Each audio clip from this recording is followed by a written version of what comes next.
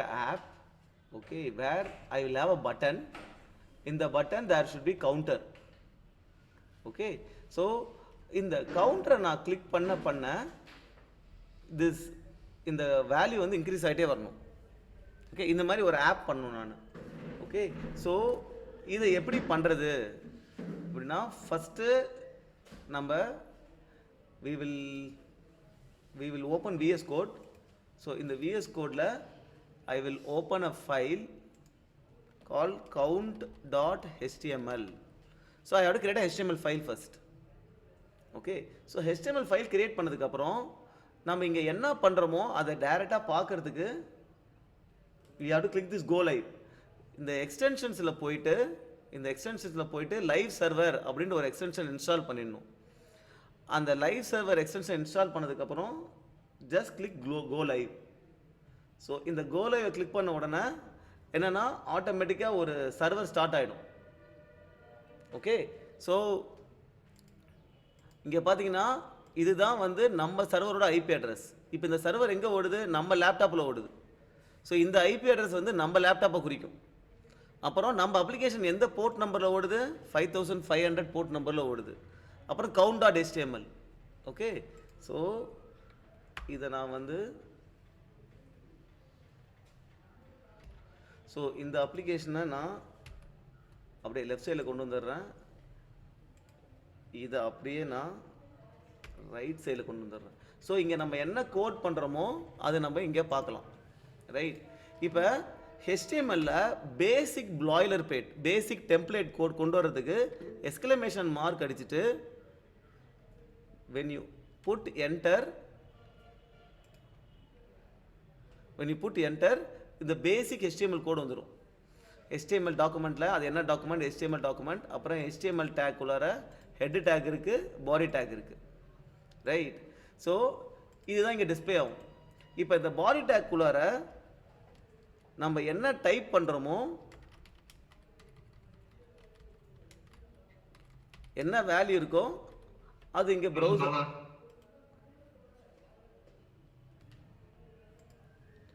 So after I type it, if I refresh, it is getting displayed. Correct?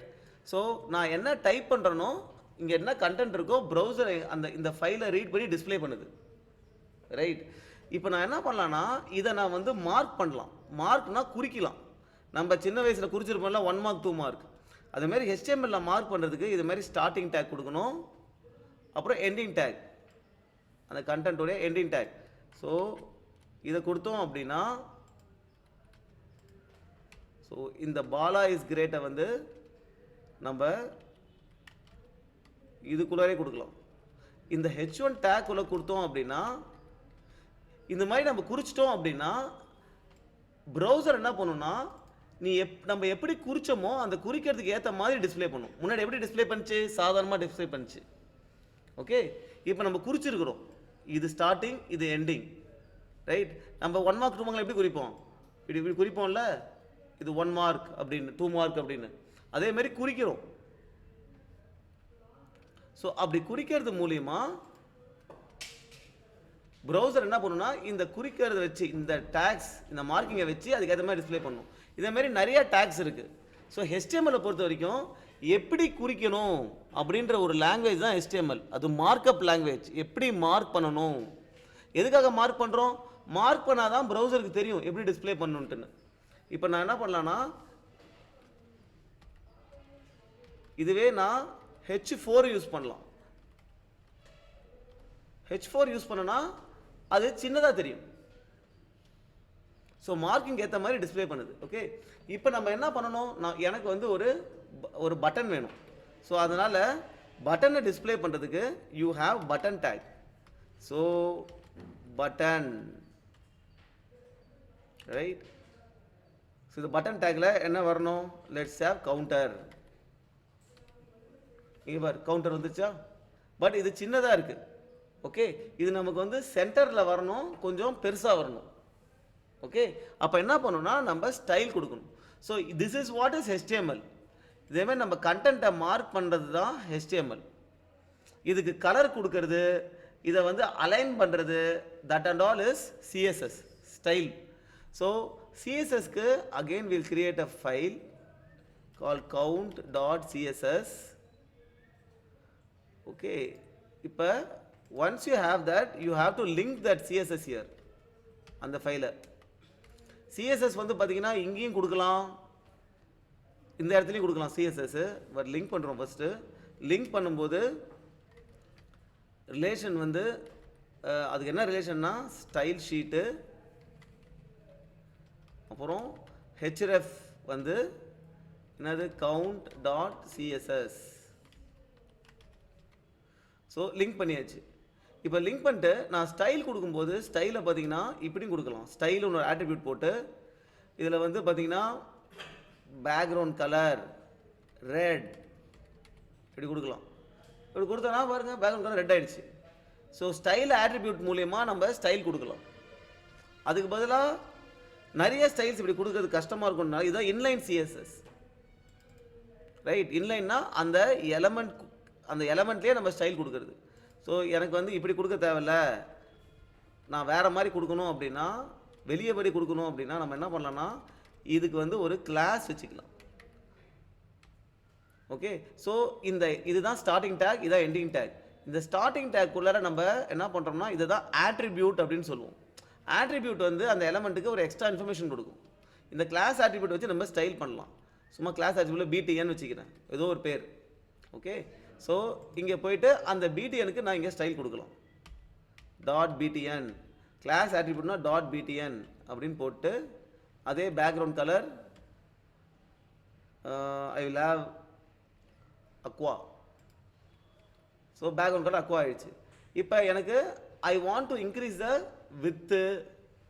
With increase பண்ணும். Right, so width வந்து பிக்சலில் கொடுக்கலாம். 50 or let's say put 50 pixel. எவ்வளோ வருதுன்னு பார்ப்போம். ரொம்ப கம்மியாக வருது. we will have 150 pixel. okay, now big height we will have 50 pixel. what is now it's a decent size. correct. இப்போ CSSல வந்து என்ன அப்படின்னா ஒரு எலமெண்ட் இருக்குல்ல, இப்போ பட்டன் ஒரு எலமெண்ட். இந்த பட்டன் எலமெண்ட்ல யூ ஹேவ் கண்டென்ட். இந்த கவுண்டர்ன்றது தான் கண்டென்ட். இதை சுற்றி ஒரு பார்டர் இருக்கும் யூஸ்வலாக. ஓகேவா, இந்த கண்டென்ட்டுக்கும் இந்த பார்டருக்கும் இருக்கிற ஸ்பேஸ் தான் பேடிங். ஓகே, இது லெஃப்ட் பேடிங், இது டாப் பேடிங், இது ரைட் பேடிங், இது பாட்டம் பேடிங். ஓகேவா, அப்புறம் இதான் பார்டர். கரெக்டா, இந்த பார்டருக்கும் ப்ரீவியஸ் எலமெண்ட் இருக்கிற இந்த கேப் தான் மார்ஜின். ஓகே, இதை தான் CSS பாக்ஸ் மாடல்னு சொல்லுவாங்க. ஒரு CSS எலமெண்ட் சுற்றியும் ஒரு பாக்ஸ் இருக்கு. அது என்னென்ன இருக்குன்னா கண்டென்ட் இருக்கு, பேடிங் இருக்கு, பார்டர் இருக்கு, மார்ஜின் இருக்கு. இதை வச்சு நம்ம என்ன பண்ணலாம்னா இதை நவுத்தலாம். ஓகே, சப்போஸ் நான் இதை நவுத்தணும் அப்படின்னா நான் எதை மாற்றணும்? இந்த சைடு இதெல்லாம் என்னது? இது டாப் மார்ஜின், இது லெஃப்ட் மார்ஜின், இது பாட்டம் மார்ஜின், இது ரைட் மார்ஜின். கரெக்டா? ஓகே, ஸோ அப்போ நான் மார்ஜின் ஏதாவது கொடுக்குறேன் அப்படின்னா எனக்கு இது ரைட்டில் மூவ் ஆகும். ஸோ மார்ஜின் லெஃப்ட் மார்ஜின் வந்து ஏதோ ஒரு value we will give 50 pixels அப்படின்னா ஓவர் ரைட்டில் மூவ் ஆகுது. ஏன்னா மார்ஜின் இவ்வளோ கொடுத்தா இவ்வளோ கேப் வரும். ஓகே, இப்போ மார்ஜின் லெஃப்ட்டு 150 பிக்சல்ஸ் அப்படின்னா இன்னும் நல்லா நிறைய மூவ் ஆகுது. ஓகே, உனக்கு சென்டரில் வரணும் அப்படின்னா அதுக்கேற்ற மாதிரி கிவ் தட் ஒன். இப்போ சென்டரில் வந்துருச்சு. ஓகே, இப்போ ஐ வாண்ட் எனக்கு வந்து ஐ வாண்ட் டாப் கீழே வரணும் அப்படின்னா I want to give margin top. Again I give 350 pixel. இப்போ நடுவில் வந்துருச்சு. Right, this is what is CSS. சிஎஸ்எஸ்ல ஸ்டைல் கொடுக்கும்போது நம்ம என்ன ப்ராப்பர்ட்டி அப்புறம் அதுக்கு என்ன வேல்யூ, அது நம்ம இந்த ப்ராப்பர்ட்டியை மூவ் பண்ணுறதுக்காக இருக்கலாம், இல்லைனா கலர் கொடுக்கறதுக்காக இருக்கலாம். Okay, now you are given CSS. So your browser what it does, உன் ப்ரௌசர் வந்து நம்ம HTML கண்டென்ட்டை ரீட் பண்ணுது. ரீட் பண்ணி இங்கே என்ன பாடியில் என்ன இருக்குன்னு பார்க்குது. ஓ இது பட்டனா இப்படி தான் டிஸ்பிளே பண்ணணும்னு அதுக்கு தெரியும். ஸோ நார்மல் பட்டன் டிஸ்ப்ளே பண்ணிச்சு. நம்ம என்ன பண்ணோம், ஆட்ரிபியூட்டில் கிளாஸில் ஒரு பிடிஎன் கொடுத்துட்டு அதில் சிஎஸ்எஸ் ஃபைலில் போய் அதுக்கு என்னென்ன ஸ்டைல் கொடுத்துருக்கோம். ஸோ ப்ரௌசர் இந்த ஸ்டைலுக்கு ஏற்ற மாதிரி இதை டிஸ்ப்ளே பண்ணுது. Okay, this is what we did till now. Okay, now if I click this, இங்கே பார்த்தீங்கன்னா இந்த மவுஸ் இங்கே போனால் கூட எனக்கு வந்து இது மாற மாட்டுது. இது கிளிக் பண்ண முடியுமா முடியாதா எனக்கு தெரிய மாட்டுது. அதுக்கு what I can do is I can give another style called cursor ஒரு இது இருக்கும், அது வந்து pointer. If I give this style, இது கிட்ட போகும்போது பாருங்க மவுஸ் மாறிடுது. So that it is clickable அப்படின்னு நமக்கு தெரியும். ரைட், இதெல்லாம் வந்து யூசர் எக்ஸ்பீரியன்ஸ். இதுக்கு போனோன்னா மாறினோன்னா இதை கிளிக் பண்ணலாம் அப்படின்னு யூசருக்கு தெரியும். So done this. இப்போ நம்ம என்ன பண்ணணும்னா இதை கிளிக் பண்ண மாறணும் டைனமிக்காக. ஓகேவா? ஸோ ப்ரௌசர் என்ன பண்ணும் அப்படின்னு பார்த்தீங்கன்னா, இந்த HTML ஃபைல் இருக்குல்ல, இதைத்தானே ரீட் பண்ணுது.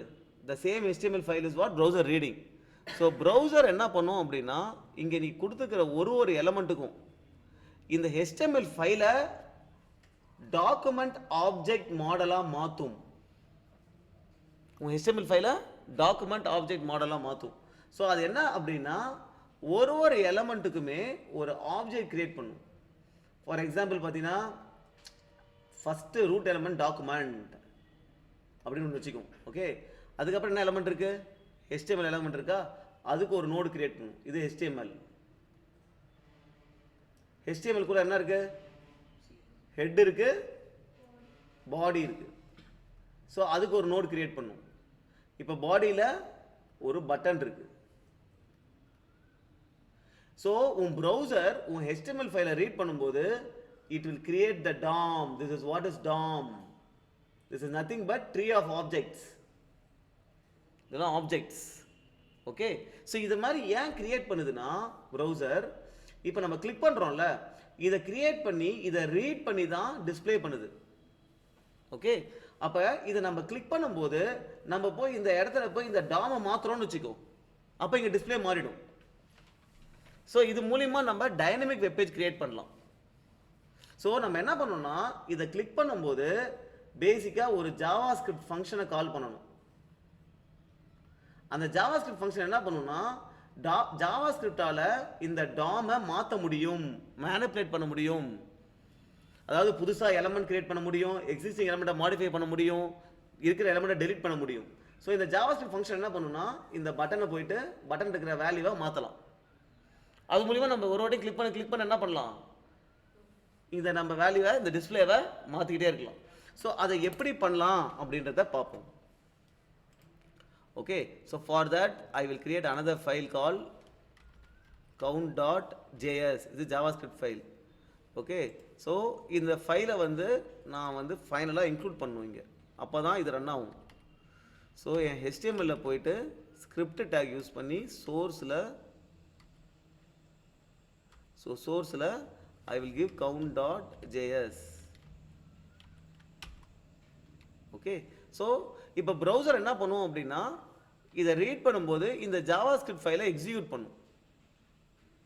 ஓகே, ஸோ இந்த ஜாவாஸ்கிரிப்ட் ஃபைலை நான் என்ன பண்ணணும் அப்படின்னா, ஜஸ்ட்டு ஃபஸ்ட்டு இந்த நோடு எனக்கு வேணும். ஓகே, ஸோ அது எப்படின்னா, இங்கே இருக்கிற document root element, so document dot get element by ID அப்படின்னு போட்டு நம்ம வந்து பட்டன் அண்டர்ஸ்கோர் ஐடி. ஸோ நம்ம HTML இந்த இதுக்கு ஐடியும் ஒரு ஆட்ரிபியூட் கொடுப்போம், ID is equal to btn underscore ID அப்படின்னு. ஸோ இந்த எலமெண்ட்டை எடுக்கணும்னா நம்ம இந்த ஐடியை வச்சு எடுக்கலாம். ஓகே, இந்த ஐடியை வச்சு எடுத்தாச்சா, இதை நம்ம என்ன பண்ணலாம்னா, I can store it in a variable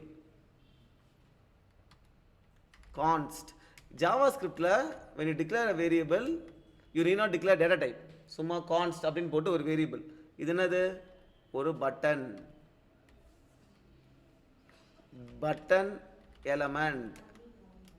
okay, so இந்த எலமெண்ட் எடுத்தாச்சு. ஓகே, இப்போ நான் என்ன பண்ணணும்னா இதை நான் எப்பப்பெல்லாம் கிளிக் பண்ணுறனோ அப்போ வந்து எனக்கு ஒரு ஃபங்க்ஷன் கால் ஆகணும், கரெக்டா? அப்போ ஒரு ஈவெண்ட் லிசனர் ஆட் பண்ணுறேன். btn element dot add event listener. என்ன ஈவெண்ட்டு? கிளிக் பண்ணா எனக்கு ஒரு ஃபங்க்ஷனை கால் பண்ணு அப்படின்னு. அந்த ஃபங்க்ஷனுக்கு ஒரு நேம் கொடுத்துட்றேன், ஹேண்டில் ஈவெண்ட். ஓகே, ஸோ இப்போ இங்கே ஹேண்டில் ஈவெண்ட்டை இம்ப்ளிமெண்ட் பண்ணுறேன். Function handle event. ஓகேவா? ஸோ இந்த மாதிரி நம்ம என்ன பண்ணலாம்னா அந்த டாமில் இருக்கிற எலமெண்ட் எடுத்து அந்த பர்டிகுலர் எலமெண்ட் இருக்குல்ல அதுக்கு ஒரு ஈவெண்ட் லிசனர் ஆட் பண்ணுறோம். ஈவெண்ட் லிசனர்னா கிளிக் பண்ணும்போது இதுதான் லிசனர், இந்த ஃபங்க்ஷன் தான் லிசனர்.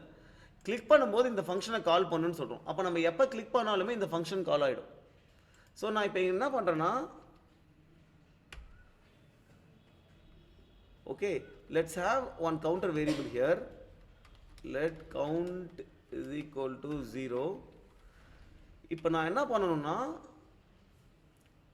இந்த கவுண்டரை வந்து மாற்றணும். அப்போ என்ன பண்ணணும்னா btn டாட் டெக்ஸ்ட் கண்டென்ட், அந்த எலமெண்ட் இருக்குல்ல அந்த எலமெண்டோட டெக்ஸ்ட் கண்டென்ட்டாக மாற்றுறேன், ஈக்குவல் டு கவுண்ட்னு கொடுக்குறேன்.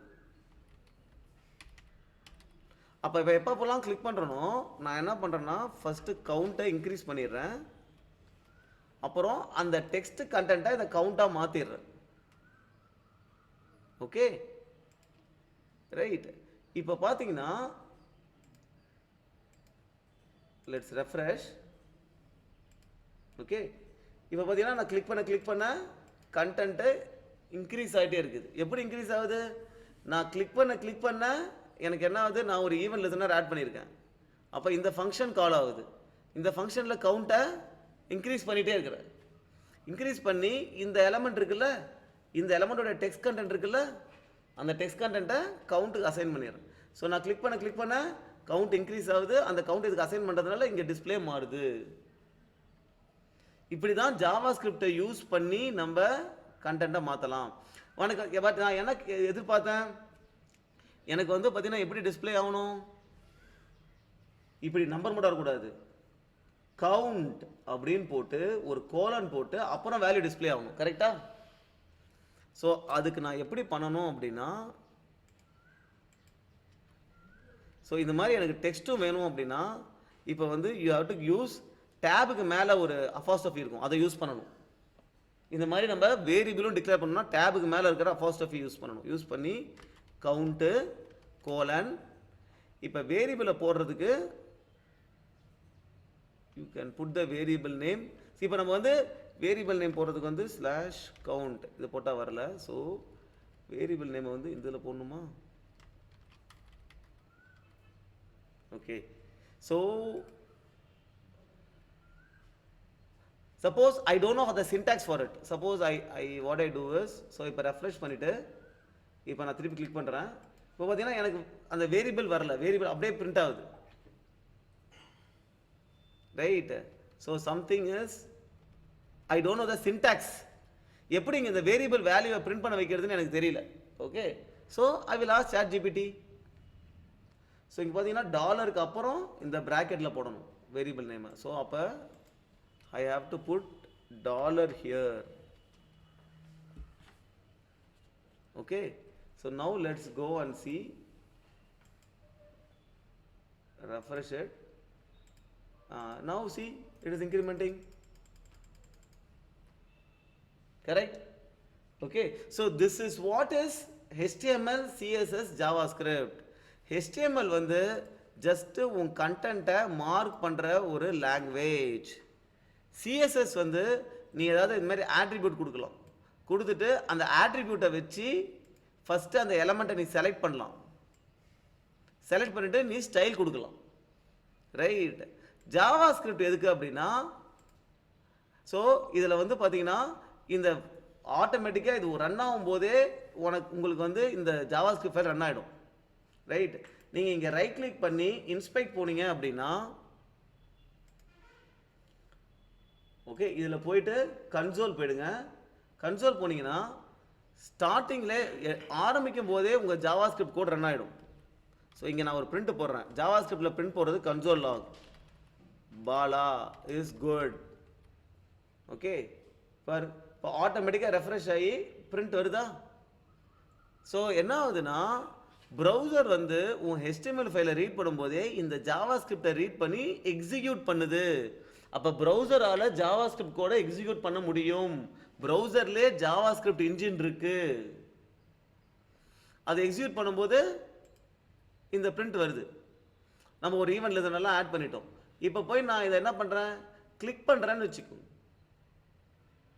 இதை போய் கிளிக் பண்ணுறேன்னா ஆட்டோமேட்டிக்காக அந்த ஈவெண்ட் லிசனர் இருக்குல்ல, ஹேண்டில் ஈவெண்ட், அது கால் ஆகும். ரைட். ஸோ இப்போ நான் இங்கே ஒரு ஃபங்க்ஷன் கொடுத்துட்டு அந்த ஃபங்க்ஷனை இங்கே போட்டிருக்கேன். ரைட். இந்த ஃபங்க்ஷனை நான் இங்கேயே கொடுக்கலாம். ஜாவா ஸ்கிரிப்டில் ஆரோ ஃபங்க்ஷன் இருக்கு. அதுக்கு இதான் சின்டாக்ஸ். இந்த ஃபங்க்ஷன் கண்டென்ட்டை ஒரு ஃபங்க்ஷன் நேம் கொடுத்து செப்பரேட்டாக எழுதுறதுக்கு பதிலாக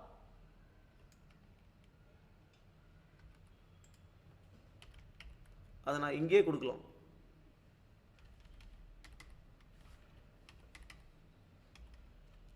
ஸோ அடுத்த ஃபங்க்ஷனை இது மாதிரி ஆரோ ஃபங்க்ஷனாக இப்படியே கொடுக்கலாம். ஓகே, ஸோ இங்கே நான் ஒரு கன்சோல் லாக் போடுறேன்.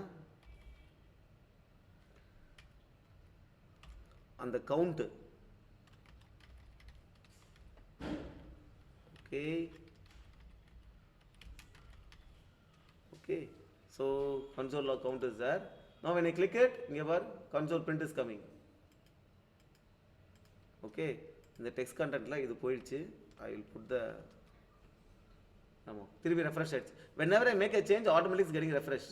So when I click it, see count 1 2 3, இந்த பிரிண்ட்ஸ்லாம் இங்கே போட்டது அப்படியே வருது. ஸோ இப்படியும் கொடுக்கலாம், இப்படியும் கொடுக்கலாம். ஓகே, இப்போ நான் ஒரே ஒரு சேஞ்ச் பண்ணுறேன். என்ன பண்ணுறேன்னா, இந்த ஸ்கிரிப்டை தூக்கி இங்கே போட்டுடுறேன்.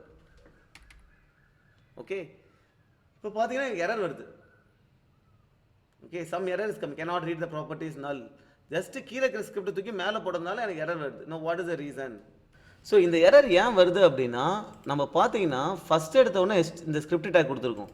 அப்போ ப்ரௌசர் என்ன பண்ணணும்னா, ஃபஸ்ட் எடுத்தோடனே இந்த ஜாவா ஸ்கிரிப்ட் கோடை ரன் பண்ணும்.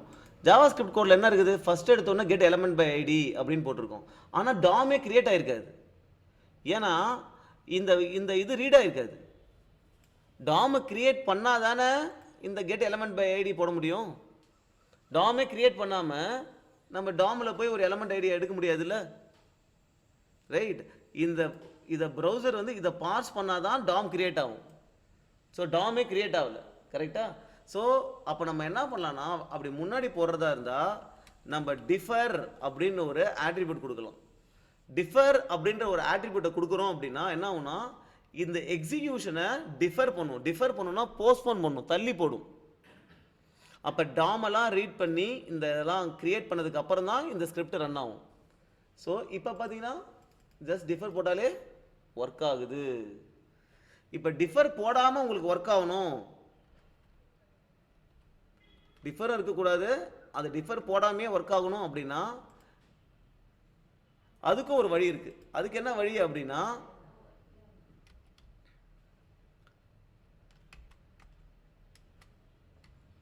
ஸோ நம்ம ஒரு ஈவெண்ட் லிசனர் ஆட் பண்ணலாம். Document dot add event listener. என்ன ஈவெண்ட் அப்படின்னா, டாம் கண்டென்ட் லோடட் அப்படின்ற ஒரு ஈவெண்ட்.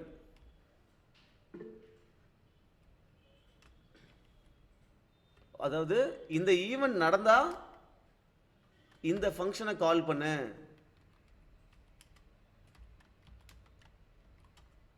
ஓகே, ஸோ இப்போ இந்த ஃபங்க்ஷன் எப்போ கால் ஆகும், Tom content loaded. Tom content load ஆனதுக்கு அப்புறம் தான் இந்த ஃபங்க்ஷன் கால் ஆகும். அப்போ நம்ம ஹோல் கோடையும் என்ன பண்ணலாம், அப்படியே இங்கே இருந்து டெலீட் பண்ணி இங்கே போட்டுடலாம்.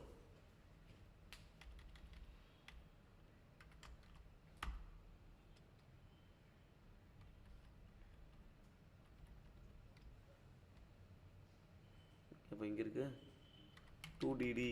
ஸோ இப்போ நம்ம கோட் எப்போ ரன் ஆகும், டாம் கண்டென்ட் லோட் ஆனதுக்கு அப்புறம் தான் இந்த ஃபங்க்ஷன் கால் ஆகும். அந்த ஃபங்க்ஷனில் தான் நம்ம என்ன பண்ணுறோம், நம்ம எலமெண்ட் ஐடியை போய் எடுத்து மாற்றுறோம். ரைட். ஸோ இப்போ வந்து பார்த்தீங்கன்னா if I refresh, now if I click, now also it is working. Okay. So basically டாமை மேனிப்புலேட் பண்ணுறதுக்கு முன்னாடி டாம் கிரியேட் ஆகிருக்கணும். டாம் எப்போ கிரியேட் ஆகும், இந்த பார்சிங் முடிஞ்சால் தான் கிரியேட் ஆகும். ஓகே. ஸோ இந்த மாதிரி இஷ்யூஸ்லாம் உங்களுக்கு வரக்கூடாது அப்படின்னா always put the script tag in the end. பாடியில் கடைசியில் போட்டிங்கன்னா எந்த பிரச்சனையும் கிடையாது. ஏன்னா கடைசியில் போட்டிங்கன்னா இதை ரீட் பண்ணும்போதே ப்ரௌசர் டாமை கிரியேட் பண்ணிடும்.